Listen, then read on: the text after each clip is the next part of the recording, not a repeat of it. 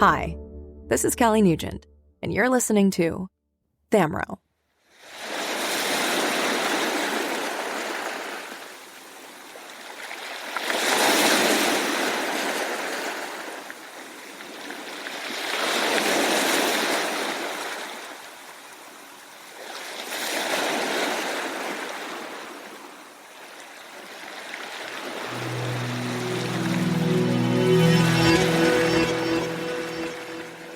You're late, Marcella. I arrived precisely when I planned to be here. It's not like you have anywhere more important to be, Sidworth. I'm a pirate.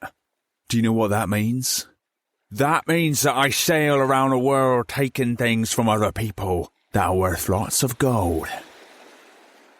Sitting around a desolate island, waiting hours on end for a mage was not on the agenda. Don't call me Sidworth. Sidworth Jones isn't the most infamous pirate in all of Welkin. Whom would that be, gentlemen? Pirate Sid! Pirate Sid. Go on, Marcella. Say my name. If you're all done pleasuring yourself there, Pirate Sid. Does one ever really get done with self-gratification? I'm thinking that's a more serialized experience, if you consider all the granularities. Anyway, nothing in what you've said disputes my point. What was your point? That you have nowhere more important to be. Just the same, that does not mean that I feel like sitting around here waiting on the likes of you. There. I threw in extra gold since you had to wait for me. Satisfied? Getting there? Next time I won't wait around, Marcella. You'll wait, or I'll turn you into a toad again. Ha! What? You had the time of your life the last time I turned you into a toad. You were so cute, too, hopping around, eating flies. Can we please get on with it? So impatient. You need to learn to smell the roses, old friend. And you need to learn to be on time. I'm serious, Marcella. Every second I spend here is time I'm not out there taking people's stuff. My time is precious, and I take it as an insult when you have me and my crew waiting around for you for hours. Next time, I will leave and throw your cargo overboard. Do I need to remind you of who I am? Oh, I'm sorry. Is this the part where I'm supposed to tremble?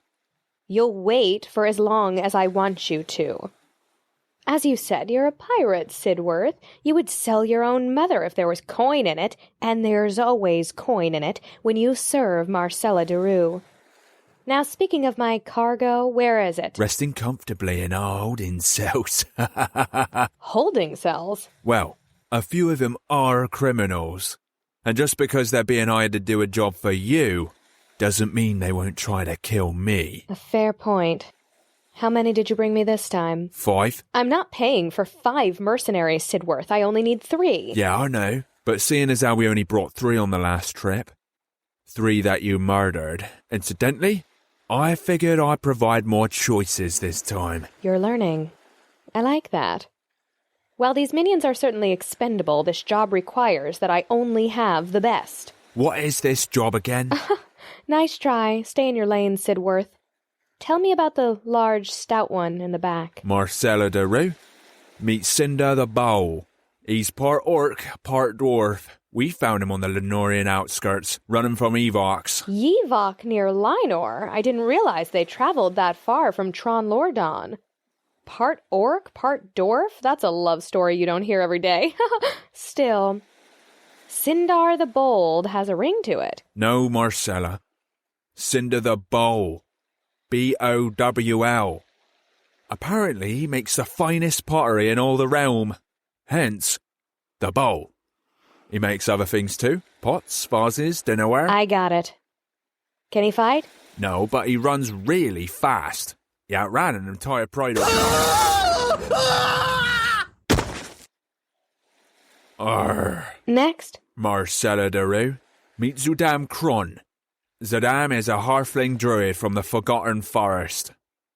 You ever wonder why they call it the Forgotten Forest, when clearly we all remember that it's there?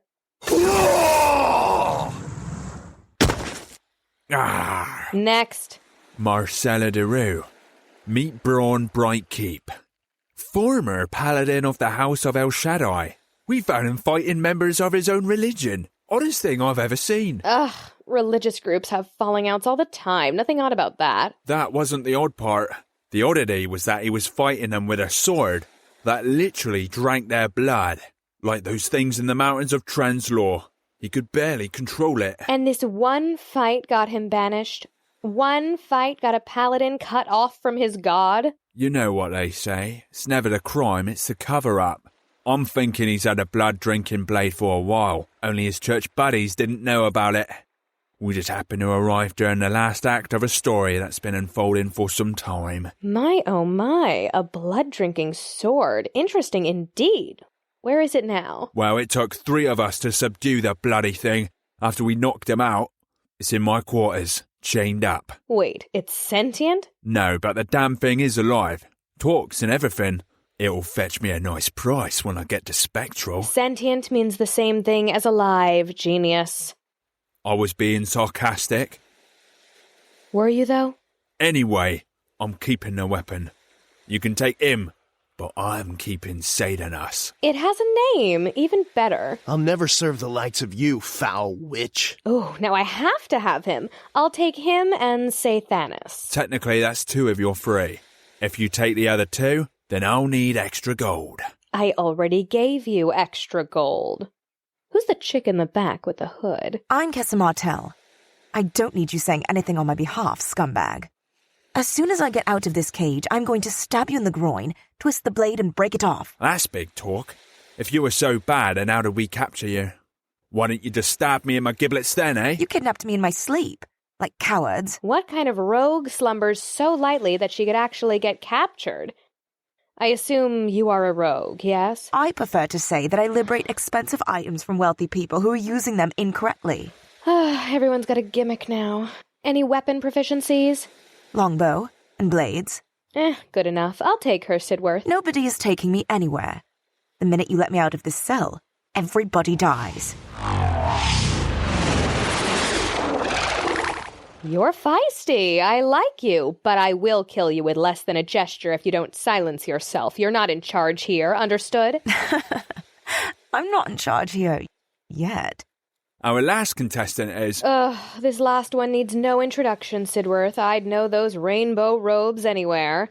I have to know, though, how did you manage to catch the provost? We found him drowning in the middle of the waters near Leroy Parm. This is so perfect that I might be dreaming. Oliver Merlenus, the infamous provost, completely powerless and under my tender mercies. How are you, old man? The last time I saw you, you were studying for final exams for our white robes. Always a pleasure, Marcella. You have aged poorly. I heard that Ursula stripped you of your powers, but then I heard that she was killed by you. I figured that you'd gotten your powers back. If I had my powers, do you honestly think that I would have been captured in the middle of the ocean by this pathetic lot? Captured? You begged us to pick you up. I threatened to smite you if you did not do my bidding.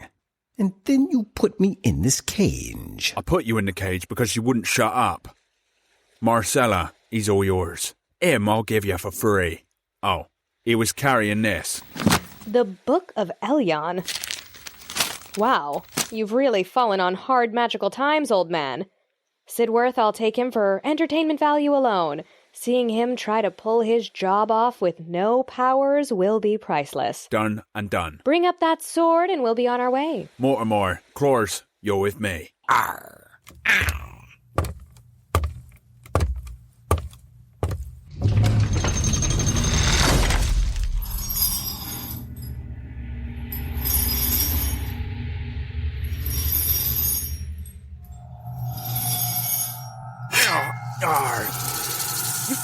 Little bit.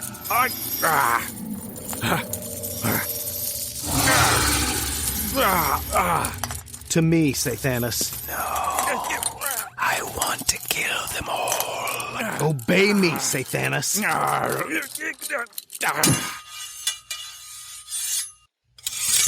Excellent.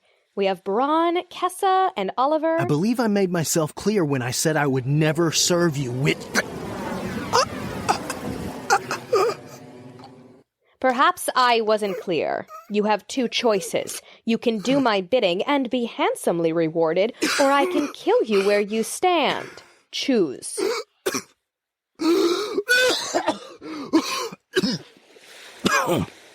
Damn. That one was a little bit too real. Reward? You have my attention, mage.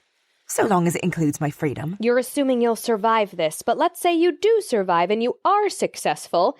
I can be quite generous when I choose to be. Isn't that right, Sidworth? Whatever. Smell the roses, grumpy pirate. I'll be in touch. What do you want from us? This island is not the place for us to discuss business. I'll transport us to my shrine. You remember shrines, don't you, Oliver?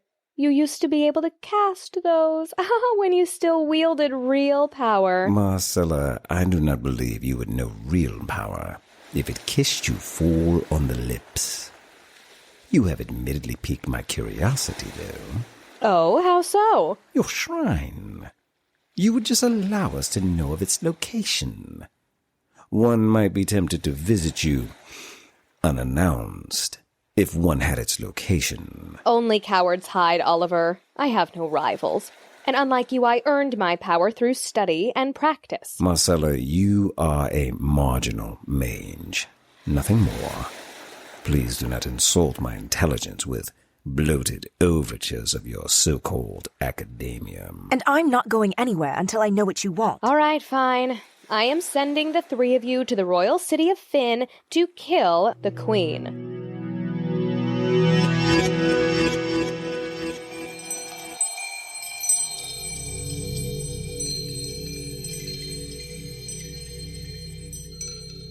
The group teleported directly into the shrine of Marcella de Rue. The provost immediately began scanning the area, trying to decipher what was magic and what was real, mostly so that he could return here and kill Marcella if need be. He found it far more difficult to discern magic from reality without the powers that he'd been given by Ursula. Marcella's shrine was like most magical shrines, extravagant, plush, and filled with a large assortment of magical artifacts, many of which were stored in a mystical vault or trophy room for safekeeping. Marcella gestured, and comfortable chairs appeared in the center of a large open area. The provost gathered the trains of his robe, brushed lint off the chair he chose, which caused Marcella to roll her eyes, and seated himself. Braun sat down with his sheathed weapon on his lap, and Kessa chose to stand, never taking her eyes off of Marcella. Marcella had several conjured servants. However, like Useless the horse, they were not real, but they were real enough to interact with the corporal world. These servants looked as authentic as anyone else living in the realm. Marcella gave them a look, and refreshments were presented to the group. Braun accepted water, but waved off food. Kessa and the provost took none of what was offered. Marcella, after changing out of her traveling robes, joined the group, holding a plate of conjured fruit. She seated herself and smiled. Can we get on with this? Why are we here? I already told you. You'll kill the Queen of Fynn. You want the three of us to murder an innocent woman? I'll have no part in that. It's wrong. Really? Aren't you a former paladin? I'd love to know the full tale of how you fell out of favor with your god. That must be quite the story. At any rate, what you want is inconsequential. You will do this, or you will die in that chair. Besides, Sathanas would probably relish the opportunity to satiate its bloodlust. Yes. See? I'm a former paladin, yes, but I'm on the path of redemption. I will be a paladin in the service of El Shaddai once more. It was choices like this one that caused me to lose my connection with God in the first place. I can respect that, but suppose I told you that the woman sitting on Finn's throne was not Marlena Peros. What if I told you that even the former king, Ramses Peros, was unaware that the woman he married was not the woman he'd fallen in love with? What if I told you a shape changer has been sitting on Finn's throne since the king died at the hands of Borocane? That is impossible. Is it, Oliver? Why do you say that? I would have known about it. And yet here you sit completely clueless, completely unaware, powerless. And how exactly do you know that the queen is a shape changer? Well, I placed her there for starters. You find this amusing? Frankly, yes. And I will explain why. First of all, shape changes do not exactly grow on trees. The tactic of putting a doppelganger of your choosing on the throne is nothing new, but that particular gift is rare. Second, any mage worthy of their robes would have sensed the deception long ago. And finally, the king, though certainly not magically adept, would know his own wife. A ruse of this magnitude, no matter how well planned, would not have been sustainable for this long. Unless your shape changer. Genuinely believed she was the queen. I knew you'd get there eventually, Oliver. I manipulated her mind, gave her my instructions, killed the real Marlena, and put my agent in her place. Any fool can replace a king with a shapeshifter, but no one would ever suspect the queen. Or even if they did, women are generally ignored anyway, so her discovery was never a real concern for me. The plan was for her to eventually murder the king in his sleep. But the Order of the Dragon beat me to it. My shapeshifter assumed the throne, and I was all set to have her do my bidding. So what happened then? She woke up. My perfectly placed doppelganger suddenly remembered she was not the queen. But decided to keep the power. Exactly. My demands that she follow my orders have been largely ignored. I'm glad you're so amused, Oliver. Let's assume I believe you. Why not just kill her yourself? You placed this woman there. Why can you not clean up your own mess? We all watched you wave your hand and execute your tyrannical will. Killing the interloper would be child's play for one such as you. Why do you even need us? She needs us because the magic she would use to kill the queen is traceable. The constables and arch-magi of the guild would investigate the sudden death of Finn's queen. Not even Marcella's power would protect her against the focused totality of the Mages Guild. Well done, Oliver. You three are capable, but expendable. And why do you need 3 of us? I'm thinking that Braun and his wicked blade would be enough to kill one shapeshifter. Do you have any idea how powerful a shapeshifter is? How elusive they can be once they've mastered their power? We are fortunate that my interloper has only begun to recall what she is. She's a novice, so ending her life should not pose much of a problem. However, when she learns that she can become anyone, or worse, anything, it might be impossible to remove her. I need 3 of you because you'll each have 3 unique roles. Braun is the muscle. He'll go in, draw the attention of the guards, create a distraction. I'm not killing anyone.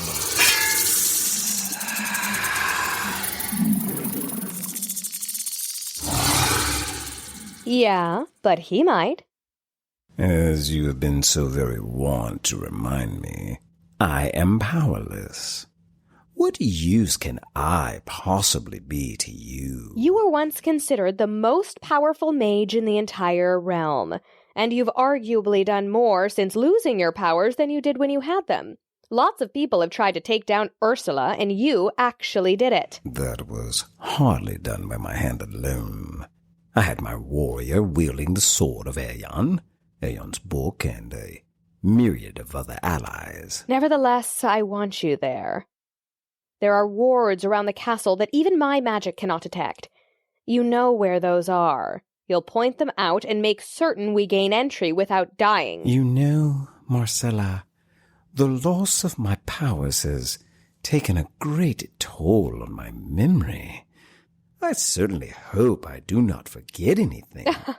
Then maybe I'll simply ask your daughter, Lissa, to assist us. I'm sure she'll do anything to save her daddy. First of all, it is Lysa. It was not that long ago that my daughter wanted to kill me herself.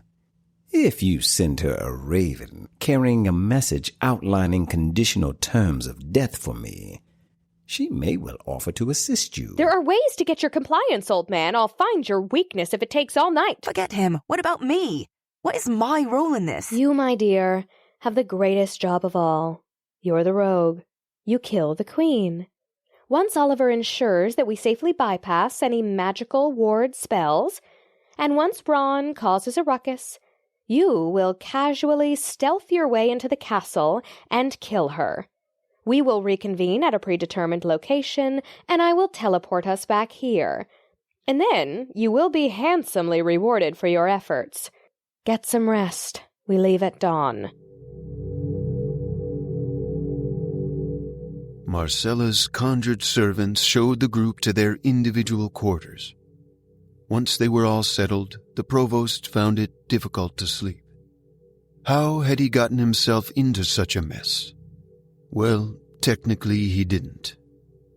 Angelica summoned his conjured mount out from under him, and he fell into the ocean. Had he not been rescued by that pirate ship, he would have likely drowned. And Marcella Deroux, he hadn't seen her since he was a young mage. He'd never considered her a threat. But that was before he lost his powers. The fact that she had casted a shrine was proof of her abilities. It wasn't so much the casting of the shrine as much as it was maintaining the shrine once it was casted. Only the most powerful of mages had the willpower to maintain a shrine. Marcella was the youngest mage that the provost had ever seen achieve this. He walked the halls of the shrine, and before long, he found himself standing in front of her trophy room. All mages' shrines had them, trophies taken from battles, or exploits that the mage had won, or magical artifacts handed down from prior mentors or masters. Something in the back corner caught his eye. He was about to take a closer look when he was suddenly interrupted.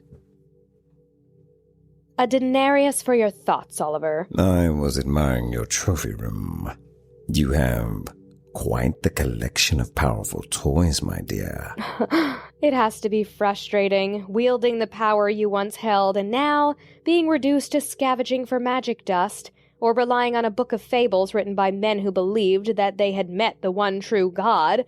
How does this thing even work, anyway? Do you honestly believe that if I knew the subtleties of Elyon's book, that we would be standing here having this conversation? You would be quite cadaverous, my dear. You know, I can give you back your old powers. What makes you think that I would even want them back? You said yourself that I have done far more without those abilities than I ever did with them. Stop it. Of course you want them. Once one has tasted filet, can one really return to ground beef? And why not? The same animal dies either way. Besides, I have power. Elyon's power. No, Elyon has power. You have a book of fictional stories that speak about Elyon having power, and right now you don't even have that. I do hope this little monologue of yours reaches an eventual crescendo. What are you really offering? Ambrosia. Nectar of the Gorns. You chide me for carrying a book of fables, and then offer me fables of your own. I'm telling you the truth. Would you deny yourself real power? To what end? You give me power, and then what? I become your minion. I have already bent the knee to a powerful yet delusional woman. I know how this ends, Marcella. Thank you, but I will pass. Sleep on it. Once this bit of small business with my interloper is complete, I have greater aspirations in my purview. I could use someone with your knowledge of magic at my side. Marcella then turned and walked away from the provost, signaling, at least from her perspective, that the matter was closed. The provost quietly admitted to himself that he was tempted by her offer, and the admission of that internal conflict bothered him. She was right. He did miss the power, even though he knew that reliance on Elion's power was far greater than anything he had ever experienced. But the power was not his. He liked control, even if at the end of the day it was an illusion. While this was going on, Kessa Martell was learning more about Braun Brightkeep. She was standing in the shadows, observing him, as he appeared to be searching for a way out of the shrine. To no avail, it seemed. I hate to be the one to tell you this, big guy, but there's really no way out of here. I don't believe you. No? That's funny. I've been standing here watching you for the last 15 minutes, and you aren't any closer to finding an exit than you were when you started. No, we're aligned there. That isn't the part I don't believe. Then what don't you believe? The part about you hating to tell me. It laughs after all. It does when it hears something funny, and apparently the brooding ex-paladin isn't always brooding. No, he's not, but he has admittedly forgotten what joy feels like. That was more honesty than I was anticipating. You must think I want to be your friend. After only one successful attempt at humor, I wouldn't dream of it. 2 now, for those keeping score. I have no issue sharing my feelings with someone I believe I can trust. You barely know me. I know your type. Oh, do you now? This should be entertaining. Explain. You're a rogue. You keep that hood over your head to hide what I'm assuming are elven features. Your skin is dark, which makes you a dark elf. If you weren't a dark elf, you'd lower your hood so we could see how amazingly beautiful you are. Hey, that's 3. Since you're a dark elf who's living on the surface as opposed to the Underdark, you come from either a house that has been recently defeated or disgraced. You may be a rogue, but you haven't been one for very long. What makes you say that? Your clothes are too cheap, for one. The only things you carry that are worth any gold are your weapons. And from what I saw when those pirates stripped them from you, they were not forged by anything human. Go on. You're good at killing things, but you only do it if you have to. You don't want to steal, but you will if you get hungry enough. You're an elf, so that makes you both old by human standards and young by elven ones. I imagine you're no more than 70, 75 at the most. Not even an adult yet. You're still finding your way in the world. Anything else? One last thing. I believe you could have killed every single one of those pirates, and perhaps even our current captor, but you're intrigued to see how this scenario will play out. You're undecided as to whether or not you'll kill the shape-changer posing as the Queen of Finn or Marcella Daru, but kill them you could, if you so decided. Am I close? Oh, don't ask for confirmation, Braun. Ruins the mystique. That's not a no. Okay, my turn. Oh, I'm listening. Braun Brightkeep. That's original. Your real name is probably Stanley. That's one for me. In fact, neither Braun nor Brightkeep is your real name. You did grow up in the church, though. You were adopted. That's why your name doesn't feel real. That's why you became a paladin. Your entire family is involved in the church, in some capacity. You aren't cut out to be a priest, so you chose the next best thing. Your scars tell me that you either haven't figured out how to cast healing on yourself, simply haven't the ability, or worse, you carry around those scars as some sort of self-inflicted penance. You wield a sword that can speak, but has a completely different alignment than you do. That weapon is a curse. I don't know what you allegedly did, but whatever it was, it got you banished from the church, separated from your family. You were fighting them because you want back in, and they won't let you back in. You won't kill because you did kill. And if my math is right, the soul of the person you murdered is stuck in the sword, and your punishment is to carry it, a literal cross to bear. That's a tough path to walk. But walk it I must. Well done, Kessa Martell. You were nearly perfect in your guesses. What'd I miss? Sathanas is certainly a curse, but only to those who would oppose me. Part of my redemption will be redeeming him, too. You could have easily fought your way off that pirate ship. You could have fought Marcella. Probably even killed her. You're not wrong, but killing is what got me into this predicament in the first place. You're committing suicide of a kind, aren't you? You could fight your way out of this, but in some twisted way you think you deserve this fate. You're planning to go into Finn and die during the distraction you cause. I can see that your bodily scars aren't the only ones you've chosen not to heal. I'd love to hear that story sometime, assuming you decide to stick around. You must think I want to be your friend. Yes, I do.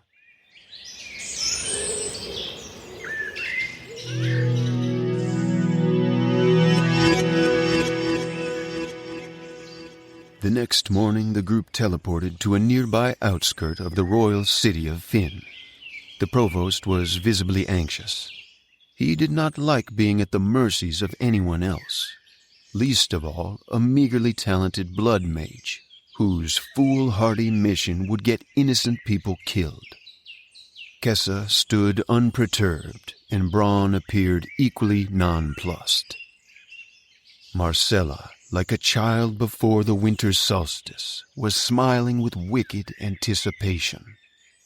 Apologies for stating the obvious, but that place is a fortress. Are we really only sending in one person to cause a disturbance? My illusion magic will cause the guards to believe that Braun is 500 men. I once used this spell when Gath was at war with Spectral.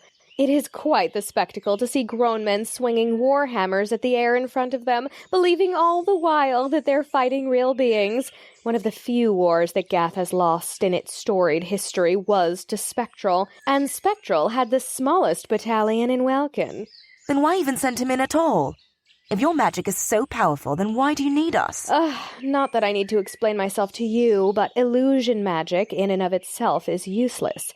The mind needs something real to buy into and believe the illusion.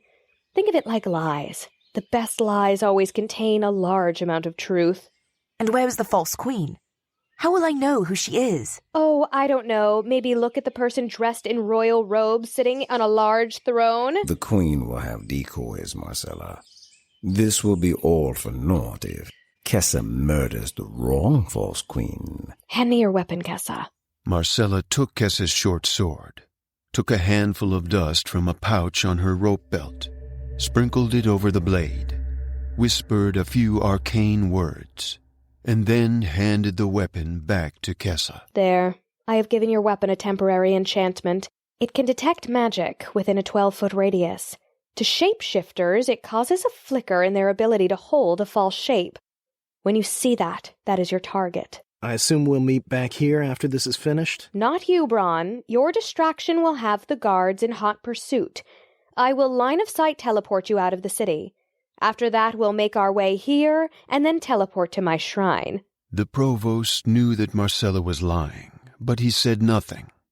Very few mages in history ever grew powerful enough to cast teleportation.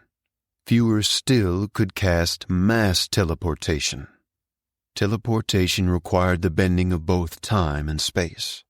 The slightest of mistakes could cause the mage to rematerialize inside of a wall or some other undesirable locale. Further, because the mage was also bending time, this could cause the mage to rematerialize in the past or even the future. The provost, while wielding Ursula's dark magic, had mastered the skill of teleportation, and even he knew better than to disturb the timeline. Teleporting another person at all, assuming they were perfectly still, was a feat in and of itself. Teleporting a person that was moving, however, even a short distance, was akin to throwing a pebble at a raven, but not with the intent to hit the bird, but rather to rest the pebble on its wings, without the bird ever noticing. It was a virtual impossibility for all but the most powerful of spellcasters. Marcella looked at the provost, daring him to say what they both knew that only they understood. Braun was a sacrificial lamb. And if that were so, chances are Kessa would also die before the day was over, or be captured by the Finn guards. And the only reason he was not dead yet was because she wanted him to serve her, as he had Ursula. He had to figure something out, and soon. Gather round. This is a map of the city. I see several points of entry, which I assume are well guarded. How do you want me to enter? And again, I'm fine with creating a disturbance if it leads to the removal of an interloper from the throne, but I will not kill. If you require me to kill, then I cannot continue with this mission, even if it means my death. Relax. None of us in this circle knows the address to the moral high ground. I don't need you to kill. I need you to survive long enough to give Kessa her window. Cause whatever sort of distraction you wish. Just make sure it creates the opportunity for Kessa to strike. Understood? Now, as far as where we can safely enter, that is where our rainbow-robed friend here comes in. Oliver, I need you to identify the ward spells and their locations on this map. Identify them with one. My winning personality.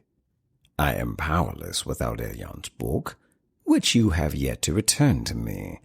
And even with it, I cannot guarantee there's a verse of scripture that will unveil magical ward spells. The book does not work like that. Relax, Chicken Little. The sky is still in place. The provost watched as Marcella opened another pouch on her belt, this time sprinkling glowing sand into her palm. Elion's beard. I've never before seen magic dust of that caliber. I assume that is what this is. You assume correctly, old man. Only this dust is from the fires of Rodana herself. Who is Rodana? Rodana is believed to be the mother of all red dragons. It was her fires that began the War of the Dragons, the war that made dragons extinct. That dust is easily 10 centuries old. How did you acquire it? Another time, Oliver. For now, take this dust and cast Unveil to reveal the ward locations. If I hear anything come out of your mouth other than a ward reveal spell... Yes, I know. I suppose without veiled threats, you would have no threats at all. Adonai, Yeshua, El Shaddai. It is done. Interesting. Is this all of them? Oh, I would never even dream of deceiving one as powerful as you, Marcella. I assure you, this is all of the ward locations that I am aware of. Bron, make your way through the west entrance. I'll cast my illusion spell once you're inside the city walls. Kessa, unfortunately there appears to be no safe route to the Queen. Once Bron causes the distraction, you'll have mere moments to get in, strike, and then get out. Does everyone understand? Good luck and Godspeed. Braun and Kessa made way towards the city. Once inside, Braun ran up to the first guard he saw, tickled him, and then ran away, laughing. As the other guards exchanged odd glances, they chased after Braun. Hey, catch me if you can. Too slow. Oh, almost got it. Oh, snap. Nope. Oh, you can't catch me. You can't. Nope. Too slow. Whoa, watch out. Braun, you idiot. Kessa simply shook her head and quietly admired Braun for staying true to his word to not hurt anyone. He had to keep both hands tightly around Saathanas, she noticed, as the sword was angrily trying to free itself, hissing furiously. Braun was also pretty agile for a man his size. She tugged her hood tight and slipped past the guards, while Braun had their undivided attention. What she found to be oddly curious was that Braun still only appeared to be one man, not the illusion army that Marcella had promised. No matter, she had her own business to attend to.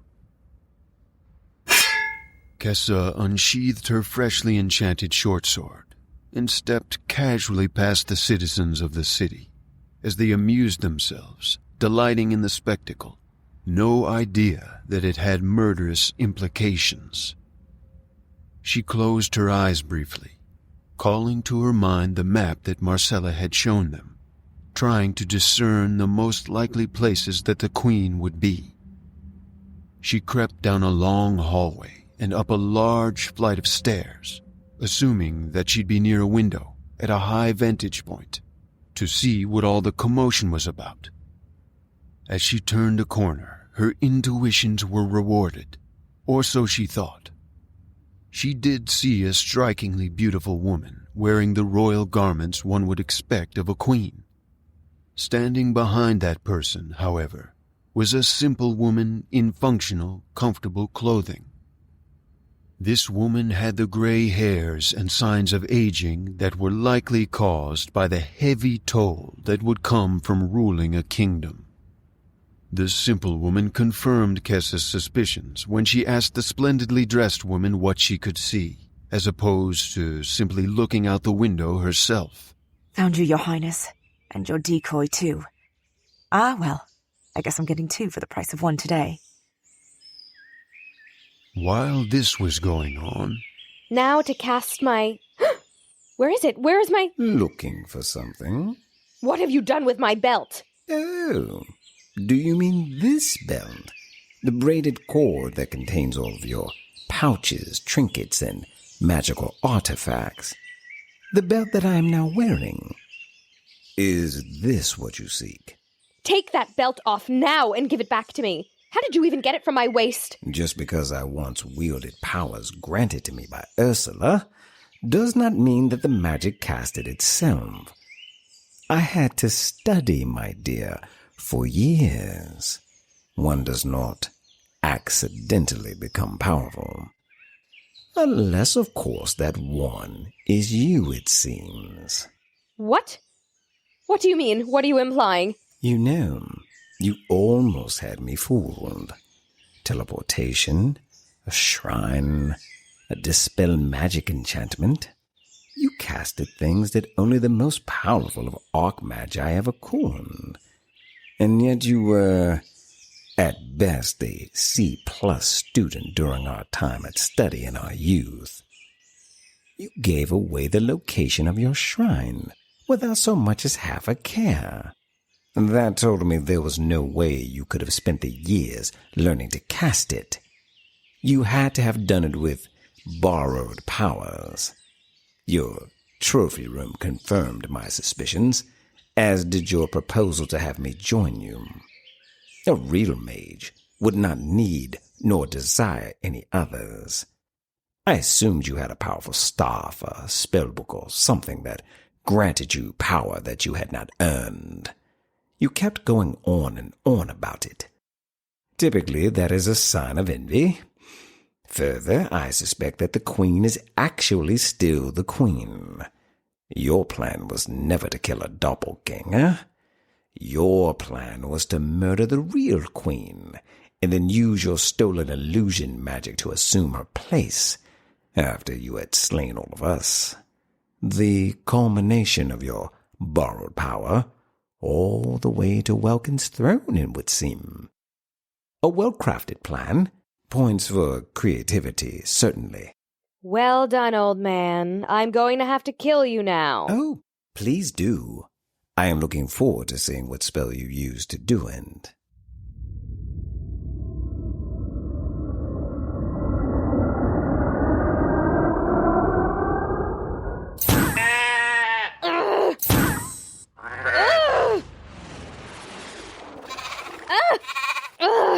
You disappoint me, Marcella. It would seem the only fraud here is you. Namor, Dawn, Kuwais, and...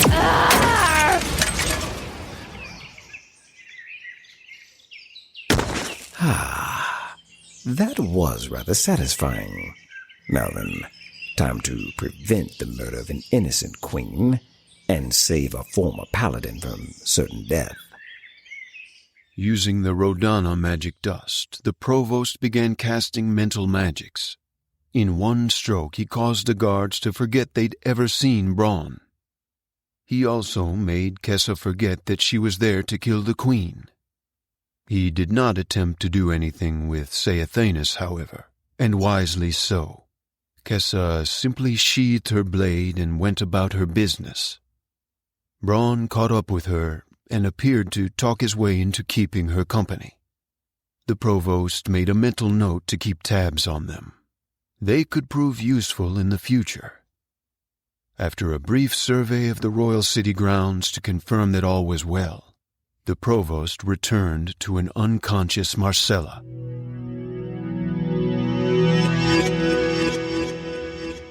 The provost arrived at the wizard's jail and handed Marcella off to the warden of mages. As he was turning to leave, the warden spoke to him.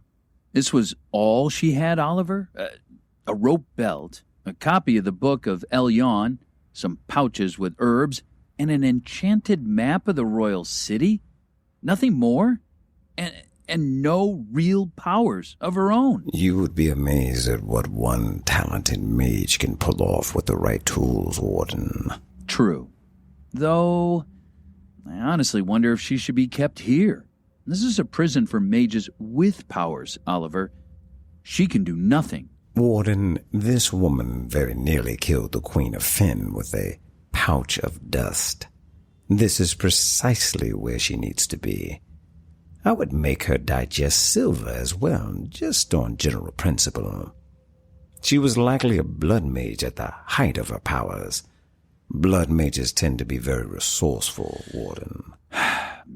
You're right, Oliver. Forgive my ignorant thinking. Warden, you are being too hard on yourself. By definition, you are certainly correct. She is indeed powerless now. Chances are she lost whatever power she had long ago. But she is certainly resourceful, which is magic of a sort in its own right. Marcella Deroux has been sustaining herself with magical weapons, totems, and tools of the arcane. She had some magic dust as well, but she used the last of it to enchant the map of the royal city. The Book of Elyon, though, was mine. Oh, then let me get that for you. No, keep it. I was not getting the desired results from it, to be honest. Okay, I'll get her processed. You say the Queen, Oliver. You're a hero. Again. Oh, it's all in a day's work, my friend. The provost exited the wizard's jail, smiling as he clutched the pouch of Rodana's magic dust that he had kept hidden within his rainbow robes. Dust that he had conveniently forgotten about when the warden asked if he had turned over everything. He used it to teleport back to Marcella's shrine, immediately making way towards the trophy room. The thing that had caught his eye earlier was a large golden throne. He had never seen its like before. He eased himself into it and looked around at the vast array of magical items suddenly at his disposal. He then smiled to himself and said, I'm back.